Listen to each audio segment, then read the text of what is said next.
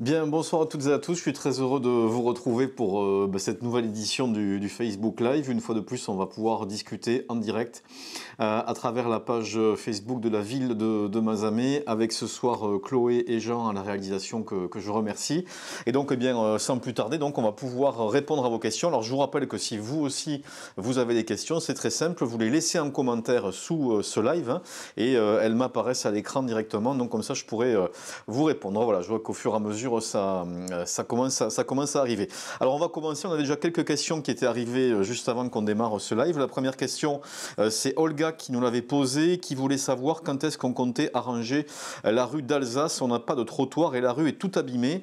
Alors, ça fait partie de nos priorités dans un contexte budgétaire, Olga, qui est extrêmement contraint, puisque vous savez que les collectivités locales, comme la ville de Mazamet, mais comme des milliers de communes en France depuis des années, ont dû subir à la fois la baisse des dotations de l'État, l'augmentation, l'explosion des coûts du gaz et de l'électricité, et également des augmentations de salaires décidées par l'État pour les fonctionnaires municipaux, qui sont décidées par l'État, mais ce sont les mairies qui les payent. Et tout ça, ça pèse très lourd dans le budget, donc ça fait qu'effectivement, on ne peut pas faire autant que ce qu'on voudrait. Alors, on mettra quand même sur 2024 la priorité sur les chaussées, sur les voiries.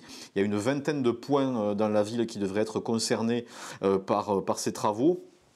Je ne peux pas vous dire à aujourd'hui si la rue d'Alsace sera concernée ou pas, mais en tout cas, ça sera une des priorités. L'an dernier, on a fait des réparations à beaucoup d'endroits. On a aussi repris complètement certaines rues, rue du Champ de la Ville, rue de la Vitarelle, la rue Méjanel, la rue Louise Marillac. Ce sont quelques exemples. Donc, je prends bien note pour la rue d'Alsace et on essaiera en tout cas d'y faire les travaux au minimum, sans forcément parler de rénovation complète, de réparation qui peuvent s'imposer dans ce quartier. Et j'ai une question qui est un peu la même, qui vient de Patrick, qui me fait part donc de l'état du revêtement de certaines rues de la ville, qu'il trouve très dégradé, notamment la rue Alphonse Tournier, au niveau de l'ancien laboratoire, et ensuite côté droit de la chaussée en arrivant au rond-point de la Chevalière. Et il me parle également de la route donc des Iès, c'est la route qui va au Pic de Nord. Alors il y a plusieurs questions. Donc sur ce qui est en ville, sur la partie rue Alphonse Tournier, il y a déjà une partie qui a été faite lorsqu'on a repris le rond-point des 80, et donc il y aura probablement là aussi des réparations et peut-être des rénovations complètes sur cet axe à faire jusqu'après en haut de la rue des Cordes, mais là ce sont des budgets très importants qu'on aura probablement pas, je vous le dis clairement, avant la fin de ce mandat qui s'achève en 2026. Par contre, on peut faire des réparations ponctuelles. Bon, même chose sur le secteur, donc au niveau du rond-point de la Chevalière, sachant qu'il y a aussi des axes dans Mazamet qui sont des axes départementaux, qui sont des routes départementales, et donc le revêtement dépend du département, et c'est le cas notamment autour du rond-point de la Chevalière, qui a d'ailleurs été repris il y a peu de temps par le département. Pour ce qui concerne le hameau des Iès, là on est sur une autre problématique, on est sur une route effectivement qui est une route communale, mais qui fait face à une fréquentation qui est extrêmement importante, et notamment une fréquentation de poids lourds qui est particulièrement importante pour le transport du bois. Donc là on est en train de voir d'abord de verbaliser les camions de bois qui ne respectent pas le tonnage autorisé. Les policiers municipaux sont dessus et procède donc à des verbalisations. Et ensuite, eh bien, on est en train de mettre autour de la table tous les acteurs de la filière bois pour qu'ils participent aux travaux d'entretien de cette route, parce que c'est une route côté Audois, par exemple, côté Pradel-Cabardès, qui est départementale, qui appartient au département de l'Aude. Nous, côté Mazamétain, c'est une route communale. Et pour une commune comme Mazamet, avoir la seule charge de cette route, c'est très lourd. Donc, on est en train de voir comment on peut faire participer les transporteurs de bois à l'entretien, aux frais de remise en état de cette route. Voilà, donc on est en train d'y travailler. J'espère qu'on pourra donc y arriver. Patrick me parle également de propreté qui, selon lui, laisse vraiment à désirer. Alors, écoutez, il faut nous signaler peut-être nous donner les secteurs en question. On essaie d'y accorder le plus de soins, le plus d'attention possible. Vous me parlez notamment du centre-ville, papier, mégots. Alors nous, nos services font des efforts pour nettoyer. La difficulté, c'est aussi qu'on a malheureusement des habitants qui, eux, ne respectent pas le travail fait par les employés municipaux. Et vous pouvez avoir une rue qui a été nettoyée, qui est en super bon état et qu'on retrouve 2 heures après totalement sale parce qu'il y a des gens qui ne respectent pas du tout. Donc là aussi, on y veille. Mais bon, on fera remonter en tout cas votre demande au niveau de nos services. Et puis vous suggérez, Patrick, de faire campagne avec auprès des commerçants pour les motiver à nettoyer le devant de leur boutique, pratique courante dans d'autres pays. Je crois quand même qu'il y a beaucoup de commerçants mazamétains qui, le matin, passent un coup de balai devant leur boutique. Enfin, j'en vois beaucoup le faire. Donc, mais on peut le rappeler. Il y a bientôt l'Assemblée générale de l'Association des commerçants. Donc, ce sera l'occasion d'évoquer ces sujets avec eux. En tout cas, on fait remonter chaque fois que vous nous signalez des difficultés de propreté, d'entretien dans un quartier. Il ne faut pas hésiter. Il faut me le dire à moi. Vous pouvez le faire évidemment ce soir avec le Facebook Live, mais ça peut se faire aussi à travers le site internet de la ville et la rubrique Contact. Vous cliquez sur Contact, vous m'envoyez directement un email, ça m'arrivera directement, vous le mettez à l'attention de Monsieur le maire. Et nous, dès qu'on est alerté par un habitant sur un problème de propreté dans un quartier, on fait systématiquement intervenir nos services qui ont aussi beaucoup à faire. Et Patrick qui me remercie pour avoir redynamisé Mazamet, qui en avait bien besoin. Merci Patrick, le compliment vaut pour toute l'équipe municipale qui suit ce live. Un peu dans le même état d'esprit, on a une question de Myriam qui habite rue des Ocs, alors qui nous fait part donc de difficultés de propreté, notamment de sacs poubelles laissés devant les containers. Il ne faut pas hésiter, là c'est aussi la même chose Myriam, quand ça se produit, vous nous le signalez, on vient avec les policiers municipaux, on constate, on a la possibilité d'identifier les personnes qui ont fait ces dépôts sauvages autour des containers et on les poursuit jusqu'à les faire condamner, comme ça a été le cas pour une personne il y a quelques jours qui a été condamnée devant le tribunal de Castres. On avait été alerté le lundi de Pâques par un habitant du centre-ville. Il y avait un dépôt sauvage rue Henri Gardet qui c'était dégueulasse, voilà, il n'y a pas d'autre mot. Et bien, on a mobilisé, la police nationale est venue, a fait les constatations, a pu remonter jusqu'à la personne qui avait fait ce dépôt, l'a mise au tribunal et cette personne a été condamnée à un stage d'initiation à l'environnement qui lui fera le plus grand bien. Donc n'hésitez pas, quand vous constatez ces dépôts sauvages, vous prenez des photos et vous appelez systématiquement les policiers municipaux et la police nationale. On fera les constatations et je vous garantis qu'on poursuivra les personnes qui ont fait ces dépôts sauvages qui sont absolument inadmissibles. Donc ça c'est la première chose. Ensuite, même chose Myriam, vous nous parlez de stationnement gênant. S'il y a du stationnement gênant, là c'est pareil, il faut systématiquement prévenir la police municipale et la police nationale. Vous le faites systématiquement et les policiers vont intervenir très rapidement. Si le stationnement est interdit et gênant, je vous garantis que les policiers verbaliseront systématiquement. En général, au bout d'une, 2, voire 3 verbalisations, je peux vous garantir que les choses se calment. Vous signalez également des problèmes de déjection canine. Alors ça va me permettre d'en reparler, puisque vous savez que depuis le début de l'année, on a décidé de sévir sur cette question des déjections canines. Et donc, depuis maintenant 2 mois, on a mis en place une nouvelle réglementation qui est beaucoup plus sévère et qui est appliquée notamment par les policiers municipaux qui ont multiplié le nombre de contrôles ces dernières semaines. Donc, je rappelle que désormais, si vous vous promenez avec un chien sur l'espace public dans la ville, vous êtes tenu à tout moment de contrôle de montrer que vous avez un sac à déjection non utilisé sur vous. Si vous ne l'avez pas, vous vous exposez à une amende qui peut dépasser les 100 euros. Je rappelle également que les chiens, là aussi pour des questions de respect de déjection, sont interdits sur un certain nombre d'espaces publics, donc notamment les aires de jeu qui sont situées au jardin des promenades, les espaces verts autour de l'école de la République, autour du Grand Temple, ou encore encore le jardin des Camélias ou le parvis de l'église Notre-Dame, qui étaient devenus des toilettes pour chiens publiques. Donc on a été obligé de les interdire aux chiens. Donc là, si vous vous promenez avec votre chien dans ces secteurs-là, ben, vous vous exposez aussi à être verbalisé.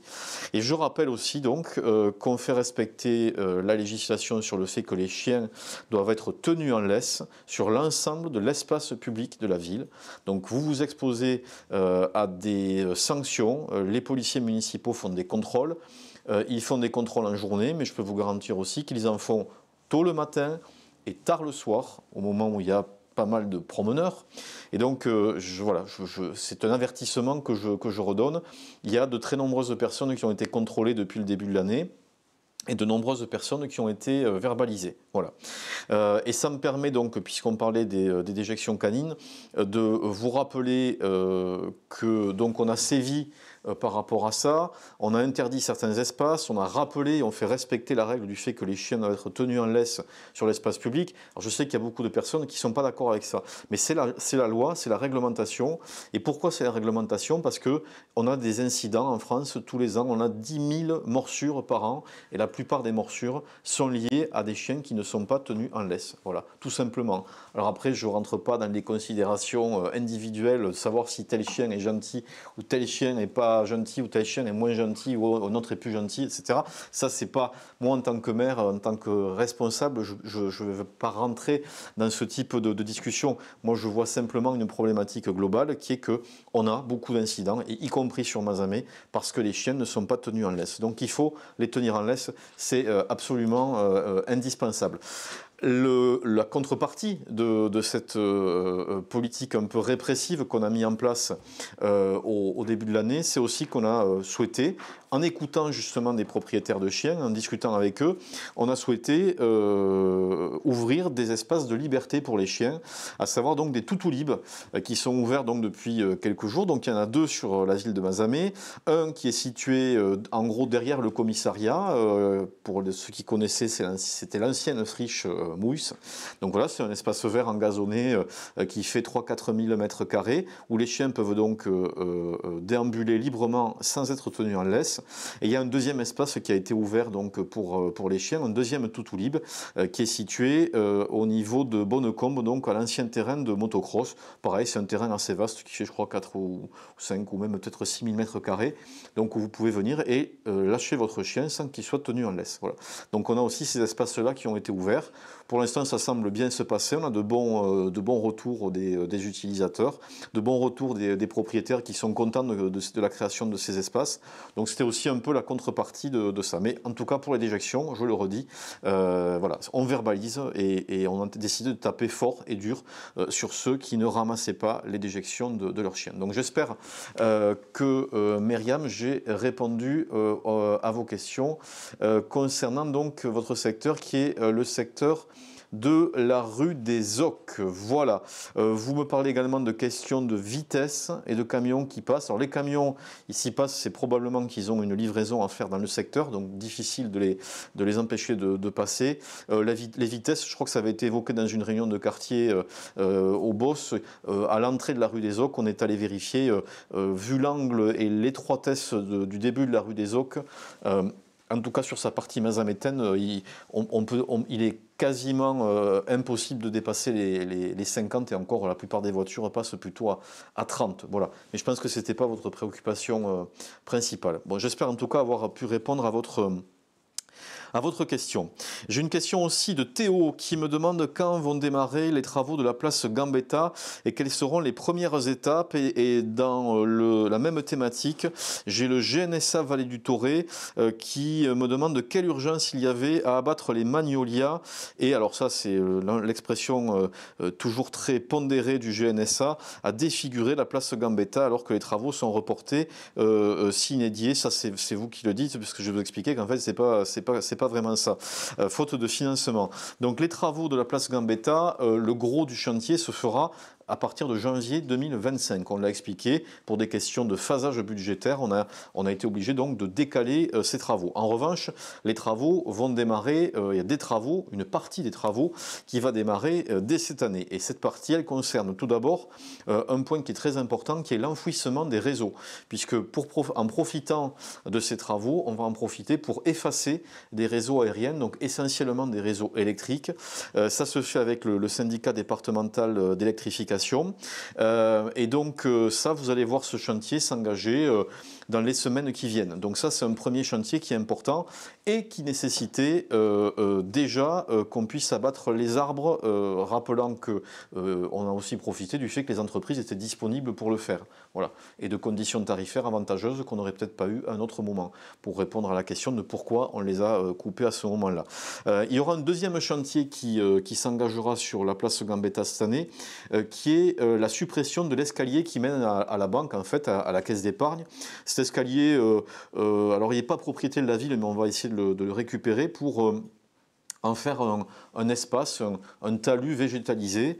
D'abord, ça sera beaucoup plus agréable, ça permettra de faire un îlot de fraîcheur, et en plus de ça, ça coupera un peu la tendance, on va dire, au squat qu'on a sur ces escaliers par des gens qui ne sont pas toujours très bienveillants vis-à-vis des passants et qui ne représentent pas, on va dire les choses, vous savez, je dis jamais les choses moi en me cachant derrière mon petit doigt, qui représentent une présence pas très agréable quand on passe place Gambetta. Puis ils ont l'habitude de tenir les marches, on va dire, ils tiennent les murs, ils tiennent les marches. Bon, ils tiendront plus les marches parce qu'il n'y aura plus de marches. Donc il y aura un talus végétalisé qui sera beaucoup plus agréable et qui permettra de résoudre ce problème de squat, entre guillemets. Voilà. Ensuite, le gros du chantier, effectivement, ce sera pour 2025, où là, on reprend effectivement l'intégralité des chaussées, où on réaménage complètement la place. Et pour les arbres, c'est ce qu'on a dit à plusieurs reprises, on aura beaucoup plus d'arbres à la fin du chantier que ce qu'on avait avant. Et on aura surtout des feuillus, puisque je sais que c'est un argument qui est souvent développé. On plantera des savonniers. Les savonniers, ce sont les arbres que vous retrouvez sur la place Philippe Lombel, qui sont absolument magnifiques. C'est une très belle essence qui a été plantée à l'époque, qui change de couleur quasiment à toutes les saisons, quasiment tous les mois, et qui fait beaucoup d'ombre en été. C'est un arbre extrêmement agréable, extrêmement bien intégré, qui pousse très vite. On en a mis aussi sur le nouveau quai de l'Arnette. Vous avez vu qu'ils ont bien poussé aussi. Et ben, c'est les mêmes que vous retrouverez place Gambetta, et vous les retrouverez en quantité beaucoup plus importante que ce qu'on avait d'arbres jusqu'à présent. Et vous verrez qu'en termes d'aménagement, ce sera bien sûr beaucoup mieux. Et en termes d'espace vert, avec le talus végétalisé et les nouveaux arbres, je vous garantis, ça sera beaucoup mieux que ce qu'on avait avant. Ce sont évidemment des questions et des problématiques qu'on prend en compte. Alors ensuite, une question de Théo, toujours de Théo, sur l'expérimentation de l'extension de l'éclairage public. Dans quelle zone sera-t-elle appliquée ou effective? Alors, de l'extinction, en fait. Il y a marqué l'extinction, mais en fait, c'est l'extinction dont vous me parlez, Théo. Alors ça aussi, c'est une très bonne question, puisque depuis maintenant plusieurs mois, on baisse l'intensité de notre éclairage public de 70% la nuit. Donc entre 23h et 5h du matin. On va passer à une nouvelle étape pour aller chercher encore de nouvelles économies, d'autres économies. On va carrément éteindre certains secteurs. Alors, en gros, on éteindra donc entre 23h et 5h du matin. Les seuls secteurs qui resteront allumés sont les secteurs qui dépendent des avenues principales. On a la particularité sur Mazamet, contrairement à certaines plus petites communes, à certains villages, d'avoir des axes principaux, qui sont d'ailleurs souvent des départementales, des axes avec des caméras de vidéosurveillance, et des axes où on a aussi des enjeux de sécurité majeurs, avec des vitrines, des commerces, etc. Donc, où on ne peut pas complètement couper l'électricité la nuit. C'est la particularité de Mazamet, qui est déjà une petite ville, mais qui est aussi déjà une grande ville, on va dire. Et donc, on a des problématiques qui font qu'on ne peut pas éteindre partout. Donc, on va éteindre sur tous les secteurs où on n'a pas ces enjeux-là d'axes principaux, de sécurité ou de caméras, sachant que le découpage, les plaques électriques, en fait, si vous voulez, les découpages des différents quartiers, vous pouvez avoir un secteur qui est rattaché à une avenue principale qui restera allumé parce qu'il dépend, en gros, des mêmes, allez, je vais simplifier, des mêmes interrupteurs que l'avenue principale qui est juste à côté. discuter. Voilà. Mais globalement, on va mettre ça progressivement en place. Nos équipes, là, nos électriciens sont en train d'y travailler et vous allez voir donc cette extinction se déployer progressivement. Donc encore une fois, en dehors des grands axes de circulation, des grands axes commerciaux, des axes où il y a des caméras de sécurité, de vidéoprotection et des axes où il y a et des endroits où il y a un enjeu majeur de sécurité. Jennifer qui nous demande si les habitants qui nous parle des habitants de la Brespie, qui habitent à la Brespie, si la Mall Industrie va rester comme ça ou si un projet est d'actualité. Alors on finalise effectivement la résorption de cette très grosse friche à l'entrée de la Brespie. Ça a été un très gros chantier. C'est un chantier extrêmement coûteux, plusieurs millions d'euros pour la ville de Mazamet. Le chantier se termine. Donc pour l'instant on en est où? On va remettre le terrain en état, l'enherber, le laisser revenir à son état naturel, maintenant que la friche a été résorbée. À l'heure qu'il est, à ce jour, il n'y a pas de projet précis sur ce secteur.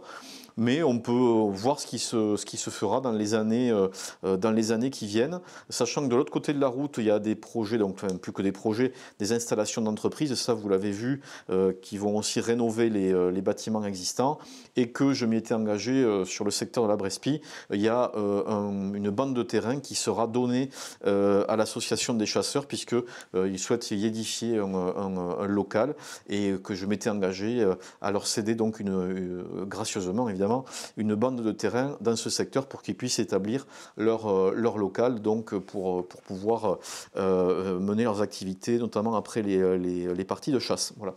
Donc voilà où on en est pour l'instant. Mais laissons ce grand terrain, cette grande friche revenir un petit peu à l'état naturel avant d'à nouveau envisager peut-être des projets ou des aménagements. Alors ensuite, une question toujours sur la Brespie. Pourquoi ne pas avoir acheté la salle Bulle de campagne afin de proposer aux habitants d'ici et d'ailleurs de continuer à fêter les événements dans un si bel endroit? Tout simplement parce que ce lieu était à la vente, il y a un acquéreur, je ne sais pas exactement quels sont ses projets. Je ne sais pas s'il veut continuer à accueillir du public ou pas, visiblement pas. Moi, je n'ai pas ces informations, en tout cas pour l'instant. Mais on est dans une période budgétaire, si vous voulez, qui est quand même relativement difficile pour les collectivités, pour les mairies. Et je me voyais mal rajouter encore un achat relativement important. Et surtout, après, il faut le faire fonctionner. Parce qu'un lieu comme ça, il faut s'en occuper. Donc ça veut dire pour nous, mobiliser, embaucher des fonctionnaires municipaux supplémentaires. Pour tout vous dire, Jennifer, vraiment l'époque budgétaire, le moment budgétaire se prête pas à créer des dépenses nouvelles importantes comme ça. Donc on l'a pas fait parce que je pense que d'un point de vue financier, ça n'aurait pas été raisonnable de le faire. Donc voilà pour répondre à votre question. Alors, quelques autres questions. Il y en a beaucoup. Voilà, donc tour sur la Brespie. Damien qui nous dit qu'une salle des fêtes ne serait pas du luxe vu que l'existante n'existe plus. Donc, je comprends que le repreneur ne l'ouvrira pas au public. Ce sera des questions qu'il faut qu'on se pose, mais qu'il faudra qu'on se pose, si vous voulez, en termes de fonctionnement. C'est-à-dire que la mairie peut... Alors, encore une fois, en décalant et en faisant les choses, parce que même nos investissements sont limités, mais on peut quand même investir. Après, par contre, quand on a une structure, il faut la faire fonctionner. Et clairement, on ne peut pas créer de nouvelles structures qui fonctionnent avec du personnel municipal. Donc, si on crée des structures, il faut qu'elles soient gérées et tenues, par exemple, par des associations, par des bénévoles. Mais en aucun cas, elles ne peuvent être gérées par des fonctionnaires municipaux qui vont coûter quand même relativement cher au budget municipal. S'il y a la question qui se pose sur la Brespie, je pense que Damien, il faut qu'on se mette autour de la table avec les habitants du secteur et qu'on en discute. Voilà. Ça fera peut-être partie des projets qui peuvent être envisagés. Jean-Philippe nous parle des Toutoulib, nous dit que ce sont une belle avancée. Il les trouve trop petits. Alors oui, je peux entendre Jean-Philippe qu'on les trouve trop petits. Après, c'est pas une obligation. On le fait volontairement, si vous voulez. Donc, on fait ce qu'on peut, j'allais vous dire. On a trouvé 2 espaces de terrain qui étaient rapidement praticables. Là aussi, à moindre frais, parce qu'on avait déjà des clôtures existantes. Parce que clôturer un un terrain, ça coûte extrêmement cher. Si vous l'avez fait dans vos maisons respectives, vous en savez quelque chose. Donc là aussi, on a essayé de faire au mieux avec ce qu'on avait et pour un coût qui était un coût moindre. Voilà. Mais ce n'est pas une obligation. Donc bon, voilà, moi je pense que c'est un plus, c'est un progrès. La seule obligation qui existe, c'est de tenir en laisse son chien. Donc nous, on crée des espaces où on peut ne pas les tenir en laisse. On peut les trouver trop petits. Moi, je pense que c'est déjà bien qu'ils existent. Voilà.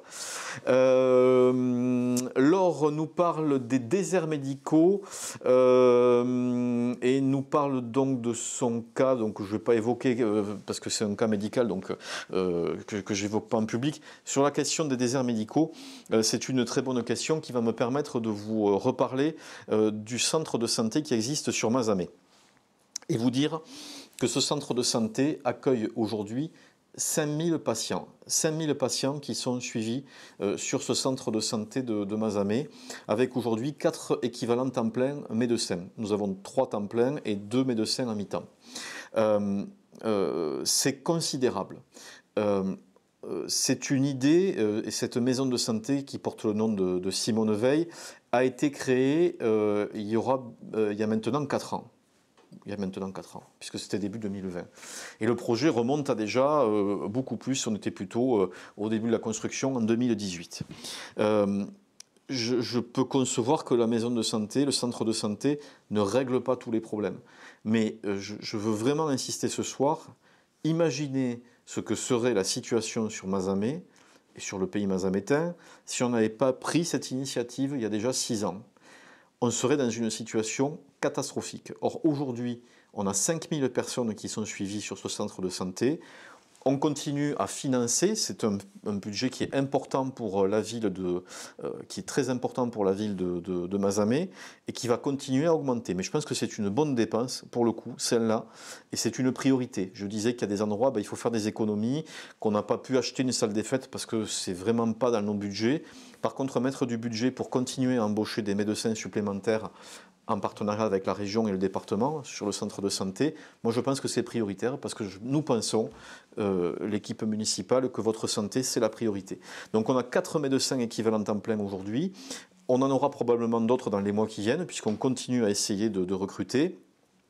Et donc, on a déjà un centre de santé qui fait un travail considérable. Alors, il y a des priorités par rapport aux affections de longue durée, pour les enfants également, mais même si vous n'êtes pas en affection de longue durée, si vous avez plus de 16 ans, il y a toujours la possibilité d'avoir des rendez-vous si vous avez des symptômes, si vous avez très très très mal à la gorge, ils vous trouveront un rendez-vous.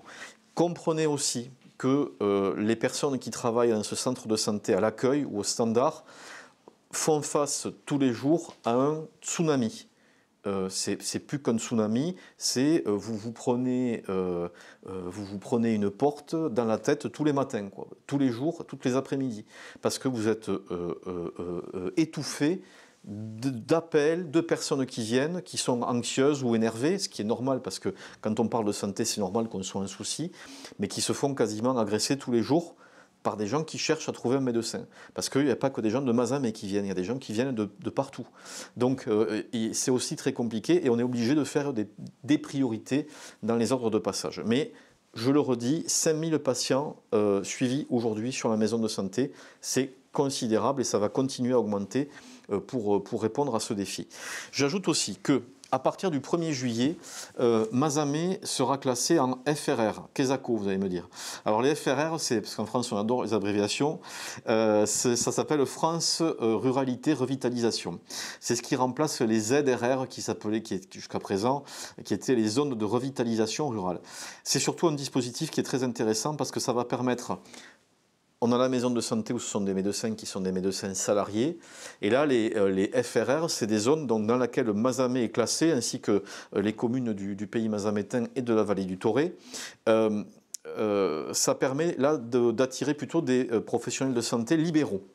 Pourquoi ? Parce que quand ils vont s'implanter sur Mazamet ou sur les communes autour, ils vont obtenir une prime à l'installation qui est, je crois, de 50 000 €, si je ne dis pas de bêtises, et ils vont avoir une exonération d'impôt pendant 7 ans. Donc c'est un avantage qui est considérable, et c'est un avantage qui est valable pour toutes les professions de santé. Donc généralistes, spécialistes, voilà. Donc ça va nous aider à continuer notre démarchage pour amener sur le territoire mazamétain des professionnels de santé. J'en profite pour dire que nous ne livrerons pas au petit jeu d'aller déshabiller des communes voisines qui n'ont pas ce classement pour faire venir et faire 10 km à un médecin ou à un dentiste ou à un kiné pour qu'ils viennent juste sur Mazamet alors qu'il est aujourd'hui à 10 km de là dans une zone qui n'a pas ce classement que nous aurons nous. Moi je ne vais pas m'amuser à ça parce que on en a été victime à Mazamet quand on n'était pas classé. Donc on ne jouera pas à ça. Moi quand je parle d'attirer et de faire venir avec ce dispositif des nouveaux professionnels de santé sur le secteur de Mazamet, c'est des gens qui viennent de loin. Je vais vous donner un exemple. Nous avons... je pense que je peux le dire aujourd'hui, on a une nouvelle dentiste qui va s'installer à partir de l'été sur Mazamet, dans le secteur des Bosses. Elle vient de la région de Perpignan. Voilà. Et quand je vais chercher les gens, en général, je vais les chercher. Et ceux qu'on a fait venir, on va plutôt les chercher assez loin. Mais en tout cas, ce sera un atout pour nous. Ce classement en FRR sera vraiment un atout pour nous pour attirer de nouveaux médecins, cette fois-ci des libéraux, sur le territoire, mais aussi des spécialistes. Donc c'est très important. Et j'en profite pour dire aussi que ce dispositif FRR dans lequel on sera classé à partir du 1er juillet, il est intéressant aussi pour toutes celles et ceux qui veulent créer une entreprise ou reprendre une entreprise. Il y aura des exonérations, vous aurez droit à des exonérations d'impôts pendant 5 ans, des exonérations aussi de charges sociales, parce que Mazamet aura ce classement. Donc je le dis parce que je sais qu'on nous regarde aussi beaucoup à Mazamet, donc je sais qu'il y a beaucoup de gens qui ont des projets, c'est le moment de les faire vivre, faut y aller, il ne faut pas hésiter à venir nous voir. Et puis je le dis aussi parce que je sais qu'il y a beaucoup de gens qui nous écoutent à l'extérieur, très largement de toute la diaspora mazamétaine. Si vous avez des projets, c'est le moment de venir les faire à Mazamet parce qu'à partir du 1er juillet, il y aura des conditions extrêmement avantageuses. Donc il faudra savoir en profiter. J'espère que j'ai répondu en tout cas sur la question des médecins. Donc sachez en tout cas qu'on fait beaucoup avec ce centre de santé et que je pense que, je le redis, si on ne l'avait pas fait et si on n'avait pas pris cette décision il y a déjà longtemps, il y a déjà 6 ans de faire ce centre de santé, on serait aujourd'hui dans une situation qui serait vraiment catastrophique, ce serait un désastre sanitaire. Or, on n'y est pas aujourd'hui. Je vous rappelle que nous n'avons sur Mazamet que 6% de la population qui n'a pas de médecin référent. La moyenne nationale est à 10% et la moyenne du département est plutôt à 11 ou 12%. Donc je ne dis pas que c'est parfait, je ne dis pas que c'est bien, mais ça montre quand même que l'effort qui a été fait par la municipalité en particulier a porté quand même ses fruits. Voilà. Donc Ludovic me dit bientôt plus de dermatologues sur Castres, mais c'est pareil, on va essayer d'en faire revenir soit un salarié, soit un libéral avec les aides qu'on peut trouver pour essayer d'en faire revenir de l'extérieur. On a des atouts dans ce territoire, on a un cadre de vie, une qualité de vie. Je suis certain que on y travaille, je vous garantis, c'est beaucoup de travail, c'est très aléatoire, mais je vous garantis qu'on fera tout ce qu'il faut pour essayer d'en retrouver. Alors, Erwan nous parle il y a beaucoup de questions, c'est bien, je vois que ce live est très suivi, ça fait plaisir. Margot nous parle des jeux pour enfants à la Lose. Prévoyez-vous d'en remettre? Ça a été évoqué hier soir en réunion de quartier, figurez-vous, puisqu'on avait la réunion de quartier hier soir à la Lose. On a été un peu échaudé parce qu'on a eu quand même des dégradations, voilà. Donc on est un peu échaudé par rapport à ça. Et moi, je veux bien réfléchir à remettre des jeux sur ce secteur, mais je suis quand même inquiet du fait qu'on soit à nouveau dégradé. La difficulté qu'on a, c'est qu'aujourd'hui, dès qu'on met quelque chose dans l'espace public, on se retrouve avec des dégradations. Donc c'est quand même compliqué d'investir et de se dire que ça va être dégradé rapidement, quoi. Voilà. Bon, on va y réfléchir pour la Lose, c'est un peu ce qu'on s'est dit hier soir avec les habitants du quartier. Christelle, sur les composteurs, quand pourra-t-on les avoir? Les composteurs, il faut s'adresser aux services techniques. Ils sont mis à disposition par la communauté d'agglomération et vous pouvez les trouver au service technique de la ville de Mazamet. Ludovic, pourquoi ne faites-vous pas venir des chanteurs ou des chanteuses? Alors, c'est vrai qu'on fait plutôt, en termes de spectacle, on est plutôt sur du théâtre à l'espace Apollo et du théâtre plutôt divertissant et comique technique, mais qui marche très bien. Chanteur-chanteuse, ben, pourquoi? Parce que souvent, ce sont des spectacles qui ne s'équilibrent pas financièrement et qu'aujourd'hui, nous n'avons pas les moyens de perdre 10, 20 ou 30 000 euros sur un concert. Tout simplement. Donc si quelqu'un, un sponsor privé veut financer le concert, pas de problème. Si le chanteur veut venir, mais c'est lui qui gère sa recette et ses dépenses, il n'y a pas de souci, on mettra la salle à disposition. Mais moi, je ne prends pas aujourd'hui en charge de dépenser l'argent des contribuables mazamétains pour faire un concert qui serait déficitaire. Voilà. On n'en a tout simplement pas les moyens. Ensuite, toujours Christelle sur le secteur de la Lose. Pourquoi pas faire un petit marché à la Lose comme à Roussillon? Pourquoi pas? C'est effectivement une idée qui est intéressante qu'on pourrait creuser peut-être avec les commerçants du marché de Mazamet. Absolument. Question sur la friche entre Action et le pont de la Richarde.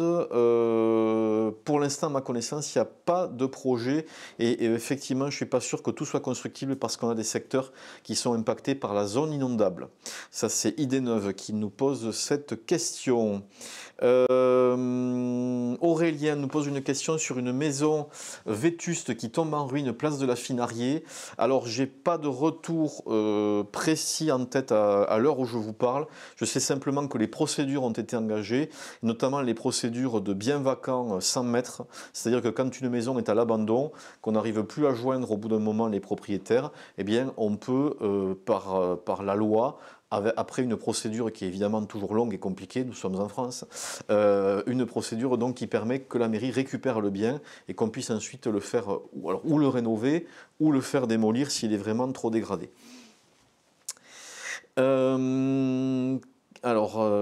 C'est beaucoup de questions. Idée neuve toujours sur le parc de la Molière, toujours pas de projet, hôpital, université, grande école. Je suis dégoûté de voir que l'ancien restaurant de ce site est aussi saccagé et tagué. Alors l'ancien restaurant, il a été repris puisqu'il y a un nouveau propriétaire privé qui en est propriétaire depuis quelques mois, qui a des projets. Pour le parc, aujourd'hui, on peut avoir des discussions avec certains acteurs dans différents domaines. Je ne peux pas vous en dire plus à aujourd'hui, ce serait vraiment trop prématuré. Ce qui est certain, c'est que d'abord, on ne bradera pas le parc de la Molière. Si on doit y faire quelque chose, ce sera vraiment pour un projet tout à fait exceptionnel qui a vraiment un intérêt, qui représente vraiment un intérêt général, on va dire, pour la population. Et ensuite, s'il doit s'y faire quelque chose, ça ne sera que sur une petite partie du parc qui fait plus de 3 hectares. La plus grande partie de ce parc doit rester dédiée aux habitants pour la promenade. Voilà. Mais il se peut qu'on ait des projets. Gauthier nous pose une question sur l'avancée des aires couvertes de La Pérouse. Alors je peux vous en donner des infos puisque cette fois-ci les choses s'activent. Donc la démolition va démarrer à partir du mois de juin. Donc désamiantage, démolition sur juin, juillet et début août. Et ensuite, eh bien, le chantier de reconstruction du nouveau gymnase démarrera à partir du mois de septembre. On en a pour un peu plus d'un an de chantier. Donc un chantier qui pourrait s'achever fin 2025. Donc vous allez voir les choses bouger donc à partir du début de l'été avec la démolition donc du grand gymnase qui sera remplacé par un nouveau gymnase.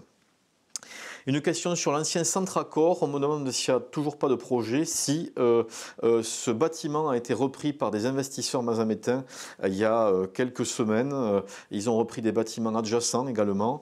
Et donc, ils ont de beaux projets d'enseignes commerciales à venir. Je ne doute pas, les connaissant, que ça va bouger et qu'on aura de beaux projets dans les mois qui viennent sur ce secteur. Donc oui, ça va bouger pour l'ancien centre Accor. Gérard nous demande d'interdire le stationnement du camion de la Poste qui est permanent rue Sœur Maria et Galibert Ponce et qui 3 emplacements de voitures, sans compter les dégâts qu'il fait sur les véhicules et les murs de clôture des habitants voisins. Ah ben écoutez, ce que je vous propose, Gérard, c'est qu'on le voit de façon d'abord discussion avec la police municipale qui suivra le compte rendu de ce Facebook Live et qui pourra se rendre sur le secteur pour voir vraiment quelle est la problématique. Hein, on va s'en occuper. Marie nous pose la question de savoir ce qu'on peut faire pour les routes où certaines personnes roulent très très vite. Alors on fait des contrôles avec les policiers municipaux qui sont équipés de radars jumelles. On fait notamment des contrôles le soir puisque c'est là où on s'est rendu compte qu'il y avait les plus gros excès de vitesse quand il y avait moins de circulation. La police nationale fait aussi des contrôles de façon très régulière sur les grands axes autour de Mazamet. Et puis donc là, on verbalise, hein, et la police nationale verbalise. Il y a eu des matinées où je peux vous dire que c'est tombé, hein, comme on dit. Donc il y a des contrôles quand même assez réguliers. Et puis ensuite, on peut mettre des radars pédagogiques, on le fait bien volontiers, pour sensibiliser les automobilistes. On fait aussi, au cas par cas, quand on a l'accord de tous les riverains, des plateaux surélevés qui font office de ralentisseurs. La difficulté des ralentisseurs, moi je ne suis pas, pour tout vous dire, un très grand fan des ralentisseurs. Je trouve ça extrêmement désagréable quand on roule en voiture, parce que moi je roule comme tout le monde, comme beaucoup d'entre vous, et je ne suis pas sûr que ça soit une solution qui fasse tant ralentir que ça. J'ajoute que c'est très difficile pour les riverains, parce que ça fait beaucoup de bruit, et donc on a beaucoup de mal à trouver des endroits en fait, où on peut mettre les ralentisseurs, parce que les habitants autour se plaignent du bruit. Et quand vous l'avez sous vos fenêtres, clac clac, avec les voitures qui passent, qui montent et qui descendent toute la journée, je peux vous garantir que vous en avez marre. Et dans le passé, c'était pas nous, mais une précédente équipe municipale avait installé des ralentisseurs à la demande d'habitants, avenue Guinemer. Et dans les mois qui ont suivi, il a fallu qu'ils les démontent parce que les habitants n'en pouvaient plus du bruit et ont harcelé la mairie pour démonter les ralentisseurs qui avaient été montés quelques mois avant. Donc si vous voulez, c'est quand même compliqué les ralentisseurs. Voilà. Mais il y a des contrôles, hein, c'est ce qu'il faut se dire. Il y a quand même beaucoup de contrôles qui sont faits sur beaucoup de secteurs. Pierre nous demande si les aides pour les créations de commerces sur Mazamet sont maintenues. La réponse est oui. Ça, c'est vraiment, je pense que là aussi, on est tenu de faire des priorités dans nos dépenses. Et je peux vous garantir que moi, je pense que ça, c'est une bonne dépense. Parce qu'on se rend compte que, alors il y a beaucoup on dit, ah oui, mais ils prennent l'aide, les commerces, ils prennent l'aide pendant un an et puis ils ferment. Ça, c'est complètement faux. On a aidé plus d'une centaine de commerces à démarrer depuis que ce dispositif existe. La plupart des commerces qu'on a aidés existent encore aujourd'hui. On a 70 à 80% des commerces qu'on a aidés qui continuent à exister aujourd'hui. Il n'y en a que 20% qui n'ont pas tenu. Donc, et moi, je n'ai pas de regret même pour ceux qui n'ont pas tenu, parce que qui ne tente rien n'a rien. Et il n'y a que ceux qui osent pas, qui se trompent pas, quoi. Voilà. Donc, moi, je pense qu'il faut continuer. Et donc, bien sûr, la mairie continue à aider.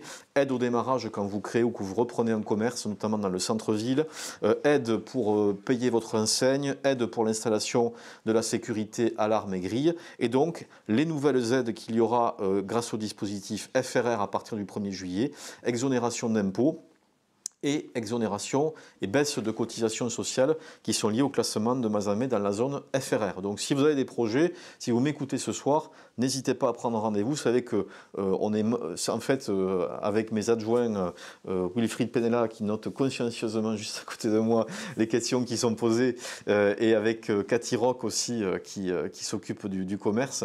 On fait office nous de manager de ville à Mazamet, on le fait nous-mêmes en direct. Voilà. Donc n'hésitez pas s'il y a des projets de commerce à venir nous voir. Question sur la zone de la Trille. Y a-t-il des projets alors ID9 nous soumet l'idée d'y faire une grande ferme élevée pleine de moutons pour fournir les usines Tournier. Oui, je ne suis pas sûr que ce soit le projet. La zone de la Trille, vous dire qu'on discute toujours avec, comme je l'avais dit, avec des industriels, avec des projets qui sont toujours longs à sortir parce qu'on discute avec des gens qui potentiellement peuvent investir des dizaines de millions d'euros sur le secteur. Ça ne se fait évidemment pas en un jour. Ça nécessite des discussions extrêmement longues, mais nous y discutons toujours parce que on est persuadé que on a là un espace qui peut être un espace de développement absolument indispensable pour des projets d'industrie sur Mazamet, que ce soit des industries venant de l'extérieur ou des développements importants, très importants, d'entreprises déjà existantes. Et quand je dis développement, vous savez, le développement des entreprises, souvent, c'est qui tout double. Hein. C'est soit l'entreprise se développe fortement sur le secteur, et il n'y a pas 50 grands terrains sur le secteur mazamétain, et même sur le secteur de la Comdaglo, puisque ça se fait évidemment en collaboration avec la Comdaglo. Soit elle se développe fortement, soit elle quitte le secteur. Souvent, vous savez, c'est qui tout double. Une entreprise, elle a des contraintes très fortes, elle a de la concurrence très forte. Donc voilà, on discute et peut-être on pourra vous annoncer des choses dans les semaines et les mois qui viennent. En tout cas, je l'espère. Léa nous fait part de problèmes de propreté sur la rue du Moulin. C'est visiblement des incivilités liées à des riverains ou des consommateurs. Donc on va signaler ça aux policiers municipaux qui ont des horaires décalés en été, je le rappelle, puisqu'ils travaillent tard le soir. Pour justement gérer les problèmes du fait que il y a plus de problèmes le soir, plus tard en été. Donc ils vont bien avoir le compte rendu et ils veilleront à ce que la rue du Moulin soit respectée par les gens qui l'empruntent, notamment le soir et en été. Sabine nous pose une question sur les rodéos urbains en centre-ville. Si vous avez des précisions, il ne faut pas hésiter à prévenir les policiers. Quand vous les voyez, prévenir les policiers nationaux, les policiers municipaux. Et si vous constatez que ce sont souvent les mêmes personnes qui font ces rodéos urbains, il ne faut surtout pas hésiter à identifier le type de véhicule et si vous pouvez encore mieux, la plaque. Donc n'hésitez pas, tout ce qui peut servir aux policiers, photographier, etc. Et vous prévenez la police et je vous garantis que les policiers agissent et que plusieurs personnes ont déjà été interpellées et verbalisées pour ces conduites dangereuses. La route du Tribi, j'en ai parlé tout à l'heure, concertation donc avec les acteurs de la filière bois pour qu'ils puissent participer à l'entretien de cette route qui souffre de la surutilisation par les camions. Une question sur le devenir du Chalet du Lac, c'est Marianne qui nous la pose, c'est le restaurant donc, qui est au lac des Montagnès. Vous savez qu'il y a eu une très triste nouvelle il y a quelques jours puisque le gérant du Chalet du Lac est décédé. Ça me permet de redonner les condoléances de la municipalité à sa famille, à ses proches. On est en discussion avec des professionnels de la restauration qui se sont proposés pour venir aider la famille à tenir le restaurant cet été. Donc il se peut qu'on ait une solution qui puisse peut-être se mettre en œuvre dans les semaines qui viennent et peut-être même dès cet été avec des gens donc, qui gentiment se sont proposés, qui ont travaillé toute leur vie en restauration pour essayer de venir tenir le restaurant. J'espère que ça aboutira. Voilà. Voilà, la tri, donc je viens d'en parler. Ludovic nous fait part d'un manque de parking l'été au lac des Montagnès. Alors, ça fera partie aussi peut-être des chantiers. Alors, c'est la communauté d'agglomération aujourd'hui qui gère la base de loisirs. Peut-être effectivement dans les années qui viennent. Alors là aussi, ça se fait au rythme des budgets qu'il faudra faire l'acquisition d'un terrain supplémentaire pour peut-être développer le parking. Je rappelle quand même qu'il y a des bus gratuits mis en place par la Comdaglo pour se déplacer, aller au lac des Montagnès l'été, en particulier sur la période où il y a le plus de monde. Donc profitez-en, ça vous évite de prendre votre voiture, vous pouvez passer la journée là-haut, redescendre ensuite avec le bus, c'est gratuit et ça vous évite d'avoir des galères de stationnement. Ensuite, Céline, question sur les chiens errants qui se promènent. Vous contactez la police directement, police municipale, police nationale, et on interviendra pour capturer les chiens errants en question et les confier au chenil. Il ne faut pas hésiter, les policiers municipaux l'ont fait à plusieurs reprises. Des questions donc sur la zone d'Enrive dans le secteur de la Trie, hein, je viens d'en parler donc il y a quelques instants. Sylvie nous parle du petit parc face à côté de la résidence Foch qui a été détruit. Alors en fait, il y a la pharmacie du secteur qui va s'y installer puisque vous savez que c'est une entreprise qui se développe beaucoup. Donc il va garder les bâtiments qu'elle a de l'autre côté de l'avenue Foch pour tout ce qui concerne la parapharmacie, le matériel médical, donc une offre très étoffée. Et il y a une nouvelle pharmacie flambant neuve qui va être construite. Je pense qu'elle est même sur 2 étages, hein, si je dis pas de bêtises, et vous verrez que ça sera très très bien pour le quartier. D'abord parce que cette pharmacie donc va offrir et se pérenniser sur le secteur avec un haut niveau de service et qu'elle va en plus proposer des cabines de téléconsultation, du dépistage et même des petits actes médicaux que sont amenés à faire à terme aussi les pharmaciens. Donc c'est vraiment un plus médical pour le quartier, et plus que pour le quartier, pour la ville de Mazamet. Donc c'est un très beau projet qui va prendre place dans ce secteur. Des questions aussi d'idées neuves sur le château de Lagoutine. Alors le château de Lagoutine est en vente. C'est un château que nous avons sauvé. Je vais quand même employer le mot parce que c'est un château qui était squatté et qui était dans un état épouvantable. On a pu récupérer donc l'ensemble des lots puisqu'il était divisé en plein de lots et donc il est à la vente. On a déjà des investisseurs qui sont venus se rendre compte et donc le voir. Il y a encore quelques jours et donc j'espère qu'on trouvera un acquéreur. Est-ce que ce sera un particulier? On voit des particuliers qui sont intéressés pour reprendre ce type d'habitat. On a aujourd'hui des acquéreurs sur des très gros budgets sur Mazamet, mais ça peut aussi être pour, pourquoi pas, des bureaux. Voilà. On est quand même dans un secteur résidentiel, donc on veillera évidemment à ce que les acquéreurs respectent le caractère pavillonnaire et résidentiel de ce secteur. Céline nous pose la question de savoir ce qu'il y aura à la place de l'ancienne crêperie chez Marius. Il y aura probablement un restaurant puisqu'on a lancé un appel à candidature en conseil municipal il y a 15 jours. Les dossiers ont commencé à arriver. On a plusieurs candidats, dont notamment des candidats qui ont l'air très sérieux. Et donc on va pouvoir attribuer maintenant début mai très rapidement à nouveau ce fonds de commerce. Et j'espère bien qu'il y a une activité de restauration qui pourra ouvrir avant l'été. Voilà, donc c'est en cours. Ça semble plutôt bien parti. Cyril nous pose la question de savoir quand on pense refaire la rue de Ramondens. Je vais vous faire la même réponse que ce qui a été dit en début de Facebook Live. L'idée c'est qu'on va essayer de réparer un certain nombre d'endroits cette année. Je ne peux pas vous dire à l'heure qu'il est si la rue de Ramondens sera concernée ou pas par ces travaux. Voilà. Mais en tout cas, je note votre demande et on la mettra dans la liste des demandes que nous avons. Et on fera une hiérarchie par rapport aux endroits qui sont les plus dégradés. Mais je le redis, une vingtaine de points seront traités sur l'année.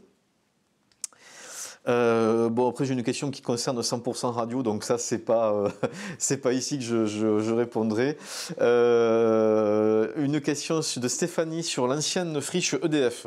Très bonne question qui me permet de vous dire que oui, ça va bouger. Il y a un très beau projet qui va voir le jour sur l'ancienne friche EDF, qui est une résidence pour les seniors, 100 appartements qui sont portés par un promoteur toulousain. Donc ça va être vraiment un gros projet qui va voir le jour. Les travaux devraient s'enclencher en 2025. Quasiment toutes les autorisations ont été désormais obtenues. Et donc on aura un très beau projet pour les seniors, résidence seniors de 100 appartements sur l'ancienne friche EDF. Donc ça c'est vraiment une très très bonne nouvelle pour la ville de Mazamet. Laure nous pose la question de la ligne de bus Mazamet-Toulouse. Alors sachez que j'étais intervenu auprès de la région pour demander des bus directs Mazamet-Toulouse qui seraient complémentaires des bus directs Castres-Toulouse. Pour l'instant, et je pense qu'on n'aura pas de réponse positive de la région. Bon, on a pu discuter, j'en remercie la région pour ça. Bon, malheureusement, voilà, on nous explique que c'est pas la priorité et que la priorité c'est la ligne SNCF. Alors elle refonctionne, on y est très attentif, mais moi je fais quand même comme beaucoup d'entre vous qui m'en parlent ce soir, je fais remonter régulièrement, très régulièrement, des difficultés sur cette ligne. Alors On a eu le problème des zadistes il y a quelques semaines, mais on a quand même des problèmes très réguliers sur cette ligne avec des retards, des annulations fréquentes. Donc je le dis, je le redis publiquement, les élus mazamétains, nous sommes très mécontents du fonctionnement de cette ligne et la façon dont elle est gérée par la SNCF. Voilà, je le dis, je le redis, et j'espère que ça finira par être entendu et que la ligne en question sera considérée à sa juste valeur, à la valeur d'un bassin extrêmement important qu'elle désenclave. C'est plus de 100 000 habitants qui résident sur ce secteur Mazamet-Castres et qui sont desservis par cette ligne. Missou nous demande un marquage au sol pour stationner rue du Terron. Oui, bah écoutez Missou, on va s'il y a du marquage qui est nécessaire ou qui a été effacé, on va faire remonter la demande à nos services et faire en sorte que ça puisse être fait le plus rapidement possible. Esteban nous signale que le changement de place tous les 15 jours rue de la Finarié affecte la visibilité rue Jean-François Greffier. On vérifiera, on va noter ça aussi Esteban, que le stationnement respecte les limites avec les rues adjacentes et vous ne pouvez pas vous garer trop près de l'intersection, sinon vous cachez la visibilité. Donc c'est plus, je pense, un problème de voitures qui stationnent trop près de l'intersection que le problème de l'alternat lui-même. Mais ça, si vous voulez bien Esteban, on le fera vérifier par nos policiers municipaux. Ensuite, alors, les docteurs, bon, j'ai répondu tout à l'heure. Les gymnases de Bonnecombe, j'en ai parlé donc tout à l'heure avec le début de la démolition au mois de juin. La place Gambetta aussi, j'en ai parlé tout à l'heure. Donc, alors, Léa nous parle d'insécurité au jardin public. Il faudrait, Léa, nous préciser ça. Nous dire à quel moment, sur quels horaires et quel type d'insécurité vous avez constaté sur ce secteur pour qu'on puisse vous répondre et le cas échéant déployer la police municipale sur ce secteur au moment où vous avez constaté ces problèmes. Arnaud nous parle de la ceinture verte avec des maraîchers bio autour de la ville. Alors question qui a été évoquée aussi hier en réunion de quartier dans le secteur de la Lauze. Et ce que j'ai expliqué, c'est que ça fait partie des projets effectivement qu'on avait proposés dans notre programme en 2020 et j'ai toujours à cœur, nous avons toujours à cœur que ces projets puissent se faire, que ce projet de ceinture verte puisse se faire, mais on doit d'abord résoudre les questions de développement de l'habitat et de l'industrie sur Mazamet et sur le pays mazamétain et plus globalement sur l'agglo, j'y reviens, et plus globalement sur le sud du Tarn. On a besoin aussi d'espace pour développer l'habitat et d'espace pour développer l'industrie. Quand on aura réglé ces problématiques de développement de l'habitat et de développement de l'industrie, on n'aura, je pense, pas de difficulté à identifier les terrains qui resteront et qui permettront de développer cette ceinture verte. Voilà. Ça me permet de le redire, ce maraîchage bio autour de la ville, il nous tient à cœur et on a à cœur de le faire aboutir, mais c'est quand même techniquement plus compliqué à réaliser tant qu'on n'a pas, encore une fois, résolu les questions de où on développe l'habitat.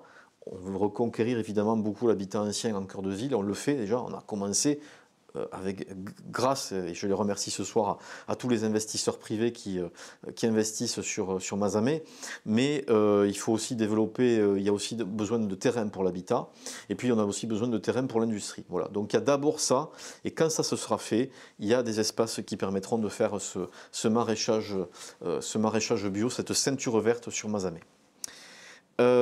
Marine, donc le tribi, j'en ai parlé, concertation, je le redis une troisième fois avec les acteurs du bois pour permettre de leur faire prendre une part financière dans l'effort qui est fait pour entretenir cette route du tribi. Question sur la 2x2 voies Mazamet-la-Bruyère. Oui, c'est lié aux travaux de l'autoroute qui continue bon train et malgré toute l'actualité des zadistes, l'autoroute se fera et elle continue à avancer et surtout donc après l'autoroute, eh bien, il y a des aménagements qui sont prévus par le département qui va récupérer la route qui est nationale aujourd'hui entre Castres-la-Bruyère et Mazamet. Et donc le département a d'ores et déjà prévu un giratoire à la place du carrefour à feu des Bosses, le contournement d'Ossillon par le bas en fait, de la zone de la Rougearier et des aménagements entre Mazamet et la Bruyère. Voilà, donc c'est prévu, les discussions ont eu lieu, l'État va redonner la route au département avec une valise financière qui permettra de faire un certain nombre d'aménagements. Donc voilà, les choses sont en train de s'inscrire et se feront, et ça permettra d'avoir une fluidité de lien avec l'échangeur autoroutier de Castres qui sera le plus proche, et de continuer à accélérer le désenclavement du pays mazamétain, du sud du Tarn, et d'envisager même par la suite la suite qui est le développement du désenclavement vers la Méditerranée qui, vous savez, me tient beaucoup à cœur. Ensuite, alors pouvez-vous reprendre la réponse sur la rue de la Finariée pour le stationnement de la route de Négrin jusqu'au champ de l'Asile? Alors il faudra clarifier la question, Françoise, parce que je n'arrive pas à comprendre ce que vous voulez me poser comme question par rapport au stationnement sur un secteur aussi vaste. Donc si vous pouvez la reformuler, on essaiera d'y répondre plus tard. Ensuite, Sabine nous parle de nuisances qui seraient le fait de restaurants dans le centre-ville, notamment d'odeurs de fumée. Alors Sabine, en général, les restaurants sont soumis à des normes extrêmement strictes et ils n'ouvrent pas sans qu'il y ait des contrôles sanitaires très, très importants. Donc je peux, peut-être vous êtes gêné par des fumées, mais en général, voilà, les restaurants sont aux normes, donc il n'y a pas de, à ma connaissance, il n'y a pas de problème de ce type. Léa donc me précise l'insécurité au jardin public, des groupes de jeunes en scooter ou des hommes qui abordent régulièrement du monde, ce qui rend le passage du jardin public difficile. Écoutez, on essaiera de renforcer la présence policière. Ce qu'il aurait fallu, c'est que quand vous avez été confronté à ces personnes-là, dans la foulée, il faut appeler tout de suite la police. C'est absolument indispensable d'appeler la police pour qu'ils puissent intervenir et essayer d'identifier ces personnes. Parce que s'ils ne sont pas prévenus, on ne pourra jamais identifier ces groupes-là. Donc vraiment, je le redis, dès qu'il y a un truc qui ne va pas, de toute façon, dès qu'il y a un truc qui vous chiffonne, un truc qui vous dérange, vous appelez les policiers. Ils sont là pour ça et je vous garantis qu'ils répondront à vos demandes. Ludovic nous dit félicitations pour la fête du Melsa. Merci Ludovic, il faut féliciter l'association de promotion du Melsa et les Mazafolies notamment, ainsi que les Ganachou qui ont beaucoup contribué à la réussite de cette très belle fête. C'est vrai qu'il y avait beaucoup de monde et évidemment on remettra ça l'an prochain. Ludivine trouve que le poster derrière est très beau. Où peut-on en trouver? Vous pouvez en trouver à l'office de tourisme. Voilà, n'hésitez pas. L'office de tourisme qui va d'ailleurs se développer, j'en profite pour vous le dire, qui va doubler sa superficie. Vous savez qu'il est à côté de la mairie avec une équipe très dynamique que j'en profite pour saluer ce soir et qui va profiter donc d'un espace qui a été rendu vacant à côté puisqu'il y a un commerce qui a déménagé et donc ils reprennent l'espace à côté, donc ils vont doubler leur superficie. Il y aura plus de services pour les touristes et donc c'est une bonne nouvelle aussi. Les travaux devraient s'engager assez rapidement. Ensuite, le camping de la Lose, c'est Cyril qui nous pose la question. Le camping de la Lose, il est fermé définitivement suite aux dégradations que nous avons eues pour la bonne et simple raison que l'investissement aurait été trop lourd. D'abord pour la ville, parce que de toute façon, c'est pas notre rôle de gérer un camping et de faire tourner un camping. Ensuite parce que même les investisseurs privés ont été réticents au vu de l'ampleur de la tâche. On a ensuite surtout sur Mazamet, beaucoup d'hébergements touristiques qui existent aujourd'hui, gîtes, chambres d'hôtes, chalets, et ça va continuer à se développer, ça se développe très fort. Il faut dire qu'on a beaucoup de touristes et qu'on explose les compteurs au niveau de la passerelle. On arrive à 120 000 visiteurs par an l'an dernier. Et quand on prend les chiffres sur les premiers mois de l'année 2024, on est très, très au-dessus. Donc ça continue et ça va vraiment très très très fort. Donc on a beaucoup de projets et donc vous allez voir se développer des chalets, des cabanes, de l'habitat insolite, des bulles, des gîtes, etc., etc. Donc on a considéré que il y avait suffisamment d'offres de logements et que, au vu de l'investissement qu'il fallait et de l'emplacement qui était quand même pas idéal, on tirait une croix sur le camping. Alors certes, il nous manquera des emplacements de tentes. Voilà. Mais on s'est rendu compte que quand le camping était ouvert, c'était vraiment pas le cœur du marché, si vous voulez. C'était pas vraiment la demande principale. Et donc, on a aujourd'hui aussi une aire de camping-car. Enfin, on a toute une offre touristique qui ne nécessite pas cet investissement sur le camping. Investissement pour lequel, de toute façon, on n'a pas de porteur privé à aujourd'hui. Et j'ajoute aussi que ces terrains qui sont à proximité de la route sont très recherchés par de nombreuses entreprises. Et donc, on a commencé déjà à en vendre certains, ça va continuer, pour de l'activité économique avec des dizaines de créations d'emplois à la clé pour du service, du petit artisanat. Voilà, il y a beaucoup de projets en cours, une forte demande de terrain. Et donc, ce secteur-là aura plutôt une vocation économique. Un supermarché serait-il prévu entre Saint-Alby et La Bruyère? Alors écoutez, pas à ma connaissance. Pas à ma connaissance, voilà, aujourd'hui.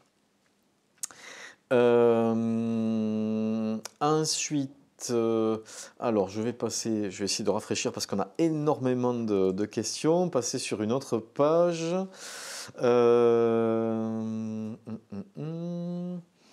Bonocombe, on en a parlé. La place Gambetta, on en a parlé également. Une question sur le parking des casernes, sera-t-il refait? Alors, il aurait besoin effectivement d'une bonne jeunesse sur son revêtement. On verra, mais je ne suis pas en mesure de vous le promettre, tout de suite. J'ai une question sur les personnes qui ont mis fin à leur jour en sautant de la passerelle. C'est une question de Sandrine. La passerelle est déjà extrêmement sécurisée et bon, malheureusement, alors je n'ai pas trop envie de m'étendre sur ce sujet-là parce que c'est toujours délicat et c'est toujours très triste quand des gens décident de mettre fin à leur jour, mais il n'y a pas grand-chose qui arrête quelqu'un qui malheureusement veut mettre fin à ses jours. On est en train de voir avec les services techniques comment on peut encore sécuriser un peu plus ce secteur. La vérité, c'est que malheureusement, quelqu'un qui veut sauter d'un point haut trouvera toujours à sauter d'un point haut. Voilà. On va encore améliorer la sécurité avec les services techniques, mais on pourra faire difficilement mieux.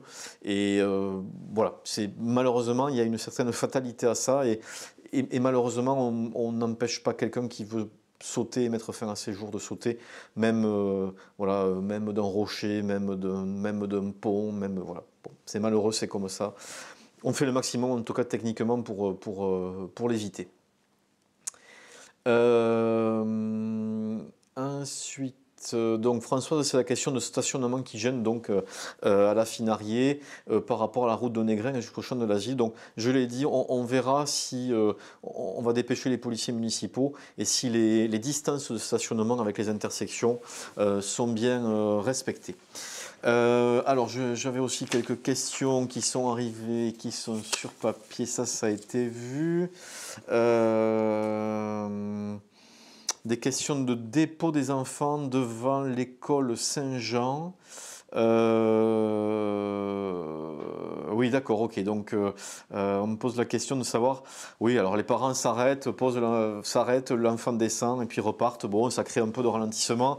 Il y en a qui suggèrent de déposer les enfants une fois garés sur le parking. Peut-être après, est-ce que c'est vraiment problématique? Bon, le secteur est assez étroit, il y a beaucoup d'enfants dans ce secteur-là. Je ne suis pas sûr qu'on puisse trouver meilleur système. Et puis les parents ont aussi peu de temps. Donc aller se garer, amener l'enfant, est-ce que c'est vraiment mieux?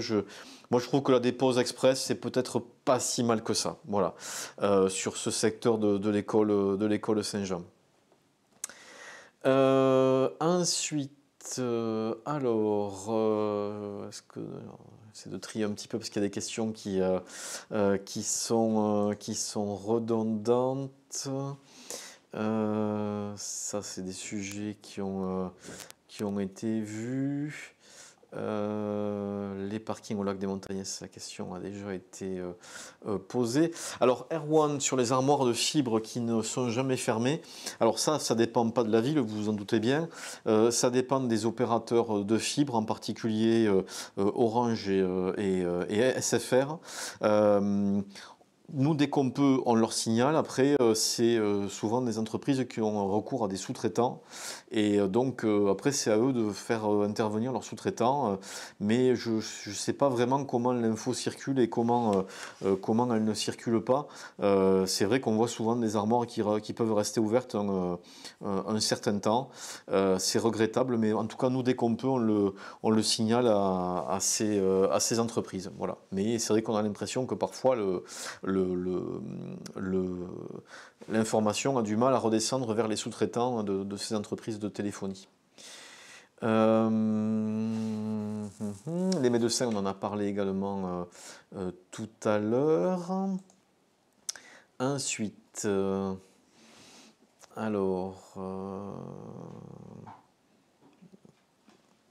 pourquoi Ocillon et Mazamet ne passent pas en même nom? Ça, c'est Cudette qui me pose la question. Mais alors là, il faut que vous me précisiez, quelle est la question. J'ai Régine qui nous regarde des États-Unis. Vous voyez, je disais qu'il y avait beaucoup de la diaspora mazamétaine qui nous regardait un peu partout en France et dans le monde. Et donc, que je disais que c'était le moment de venir investir sur le territoire parce qu'il y avait plus que jamais des avantages fiscaux, des aides pour venir investir sur le secteur. Donc, où que vous soyez, venez, on vous accueillera les bras ouverts. Donc Régine, on passe le bonjour, vous qui êtes aux États-Unis.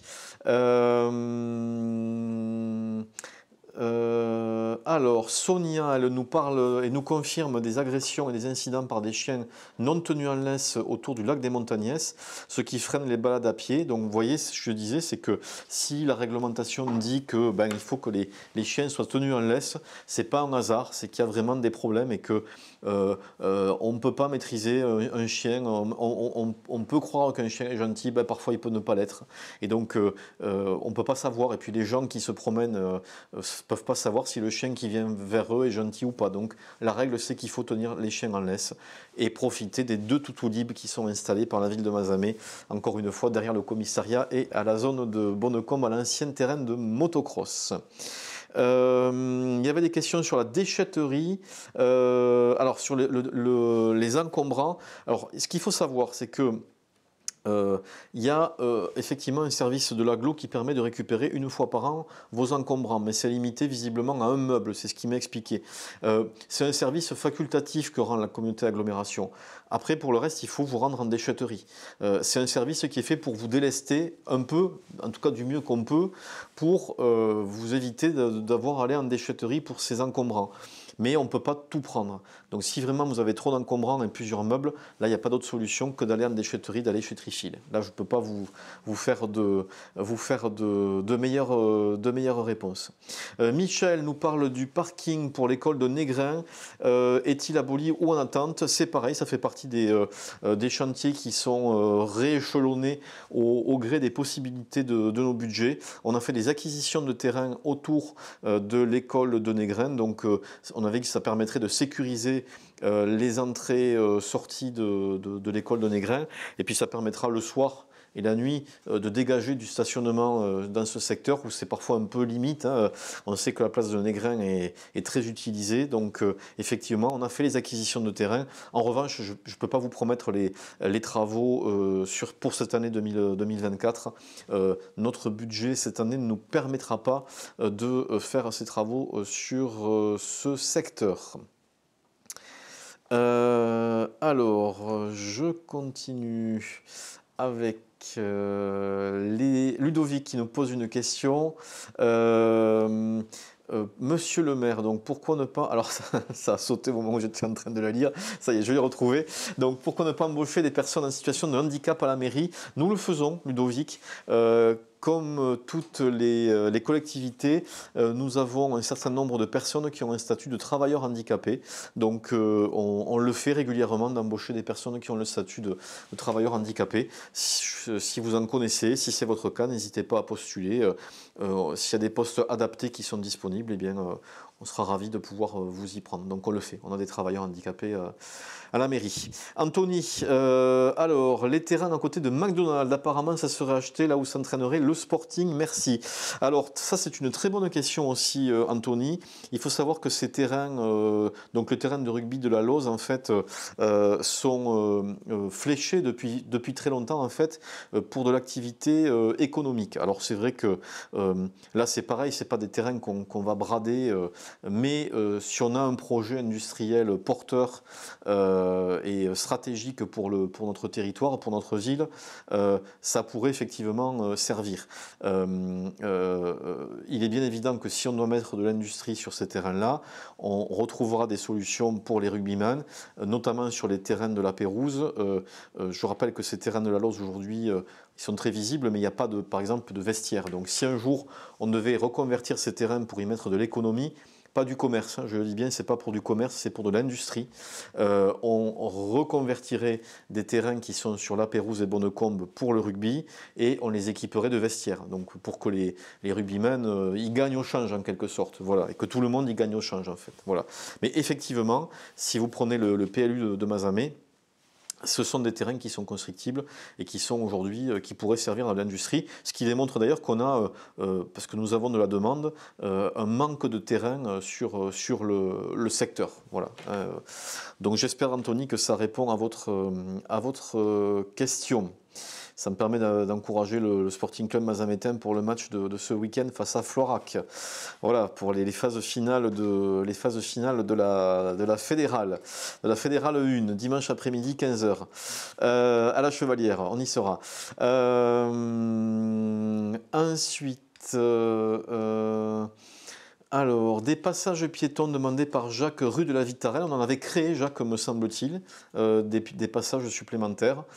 Ce qu'il faut encore en créer d'autres, il y en a déjà quand même pas mal, me semble-t-il. Voilà, à voir à quel endroit précisément il faudrait en rajouter un, mais il me semble qu'il y en a quand même déjà beaucoup. Ludivine, donc oui, c'est la même question, c'est sur les encombrants. Donc les encombrants, c'est un service facultatif que rend l'agglomération, mais qu'on n'est pas obligé de rendre, donc on le fait une fois par an. Il y a des limites parce que sinon on ne pourrait pas le rendre, ce service, à tout le monde. Si vraiment vous avez beaucoup d'encombrants, il n'y a pas d'autre solution que d'aller en déchetterie. Voilà, et si vous n'avez pas de véhicule, essayez de voir si quelqu'un peut vous aider pour vous en prêter un, pour charger, pour pouvoir aller ensuite chez Trifil. Alors, Erwan, les chiens sont très dangereux. Après, pourquoi ne pas mettre des caméras dans les parcs en cas de déjection? Alors, on met beaucoup de caméras, mais vous imaginez bien, Erwan, qu'on ne peut pas mettre des caméras pour flécher toutes les déjections de tous les chiens dans toute la ville. C'est techniquement absolument impossible. Donc, à un moment, les caméras, on en met beaucoup, on va continuer à en développer, à en mettre, mais c'est pas avec ça qu'on va pouvoir identifier tous les propriétaires qui ne ramassent pas les déjections de leurs chiens. Ça me permet de vous parler de l'ADN Canem, parce qu'on en a beaucoup parlé en fin d'année précédente et en début d'année. On a fini le sondage donc sur le fait de tracer chaque chien dans la ville. On a eu 66% de oui, 34% de non, donc on a une large majorité de oui, y compris chez les propriétaires de chiens.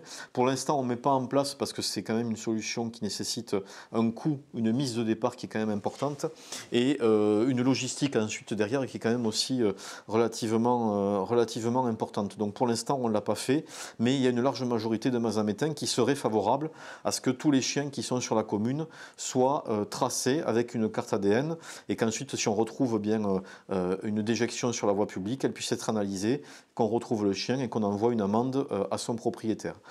Pour l'instant, on a commencé avec les nouvelles obligations que j'ai évoquées en début de réunion, le fait d'avoir un sac à déjection non utilisé sur soi, l'interdiction de certains secteurs aux chiens et l'obligation de tenir les chiens en laisse.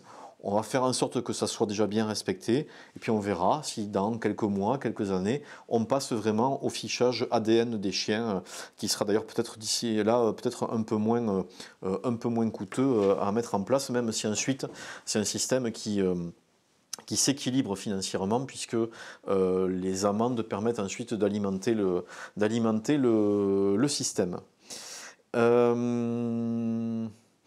des incidents signalés par Sabine sur la fibre Internet. Est-ce que vous allez améliorer les armoires de fibre optique et réparer celles dont les fermetures sont cassées? Alors les incidents sur fibre, il y a eu un gros incident effectivement il y a 15 jours, hein, si je me souviens bien. Après, pour le reste, j'en reviens à ce que je disais sur les armoires. Elles ne dépendent pas de la mairie, ça dépend des opérateurs. Donc dès qu'on voit des armoires ouvertes ou dégradées, on le leur signale. Après, c'est leur responsabilité, c'est leur travail et le travail de leurs sous-traitants de s'en occuper. Visiblement, ce n'est pas toujours le cas.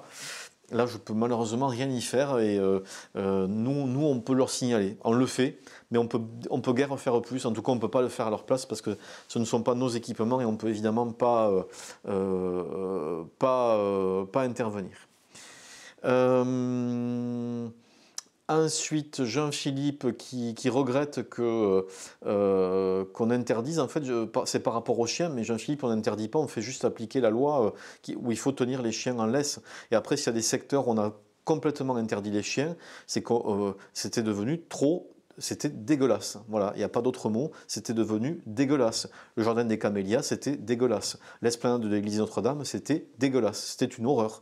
Donc à un moment, on interdit parce que c'est plus facile pour verbaliser. Parce que les policiers municipaux, s'ils voient quelqu'un avec un chien sur ces espaces où il n'y a pas y avoir de chien, bim, ils verbalisent. C'est plus simple que d'aller contrôler, voir si la personne a son sac ou si elle a ramassé, ou même guetter. Enfin, songez quand même qu'on a mobiliser des policiers municipaux des journées entières en planque pour essayer de guetter des gens, voir si les gens ramassaient pas, quoi. Bon, ils ont quand même mieux à faire, les policiers, vous voyez. Donc on est obligé d'en venir là, malheureusement, parce qu'il y en a qui ne respectent pas. Je le regrette, hein, mais c'est malheureusement toujours la même difficulté avec les personnes qui ne respectent pas les règles. Alors, Anne nous parle du nécessaire pour le stop de la rue du Midi sous le pont. Je pense que c'est pour le repeindre probablement. Donc on va le voir avec nos services. En tout cas, on va le leur signaler. Existe-t-il des aides Delphine municipales pour financer les études? Non, pas au niveau de la ville de Mazamet. Il y a des associations qui peuvent vous y aider. Et on réfléchit, ça me permet de reparler des médecins, à un dispositif d'aide pour les médecins, pour leur octroyer une bourse d'études avec la contrepartie qu'ils viennent exercer par exemple pendant 2 ans ou 3 ans à la fin de leurs études comme médecin à Mazamet. C'est aussi un dispositif qu'on est en train d'évoquer.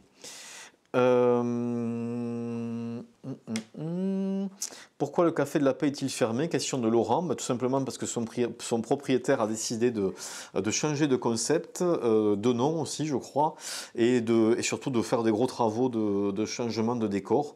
Donc les travaux sont en cours. Voilà. Mais ça, il faut peut-être lui demander ensuite directement.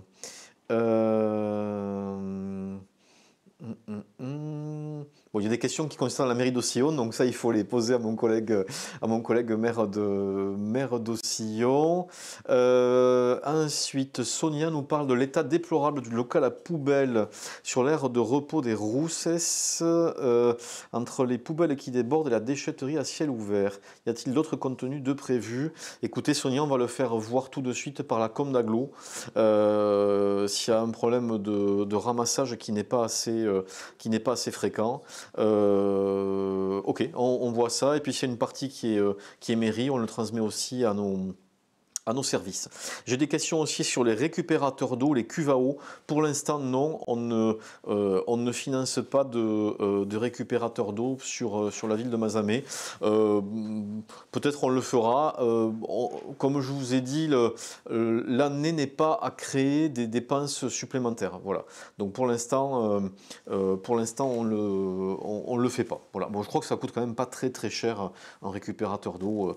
Donc il me semble qu'on en trouve pour des prix quand même assez bon marché. Et puis je rappelle qu'on aide déjà, on donne des composteurs, on finance les répulsifs à moustiques, on finance aussi les destructions de nids de frelons asiatiques. Donc il y a tout un tas d'aides qui existent déjà pour d'autres choses.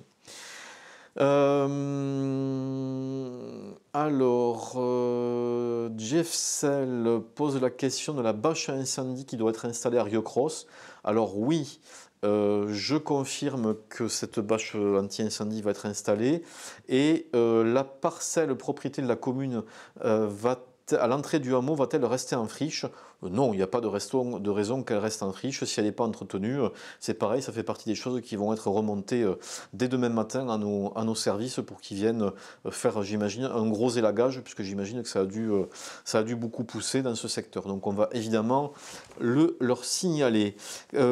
Chlorinde nous pose une question sur la prolifération des chats errants.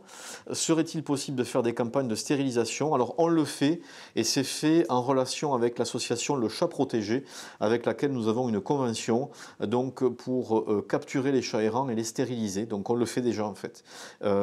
Mais c'est vrai que ça prolifère beaucoup mais on le fait. Voilà. Je ne pense pas qu'au niveau de la mairie, on puisse faire plus, si ce n'est que vous nous signaliez les secteurs où vous voyez des proliférations comme ça, et on fait intervenir l'association du chat protégé qui interviennent donc pour stériliser ces chats et ensuite les donner à l'adoption. Voilà. N'hésitez pas à adopter non plus, j'en profite pour leur faire un petit peu de publicité. Alors, question très intéressante sur les panneaux photovoltaïques sur les bâtiments.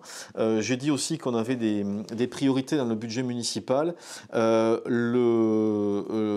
Effectivement, la performance énergétique de nos bâtiments municipaux est une grosse priorité du budget. Ça veut dire qu'on va lancer là des gros travaux d'isolation sur tous nos bâtiments municipaux, services techniques, mairies, écoles, lieux publics, etc., pour faire des économies d'énergie. L'objectif à terme, on est cofinancé par un prêt quasiment à taux zéro de la Banque de France et l'objectif à terme, c'est d'économiser 50% de notre consommation d'énergie sur nos bâtiments municipaux et d'avoir un bien meilleur confort pour les utilisateurs, les enfants dans les écoles, nos employés dans les services techniques, etc., etc.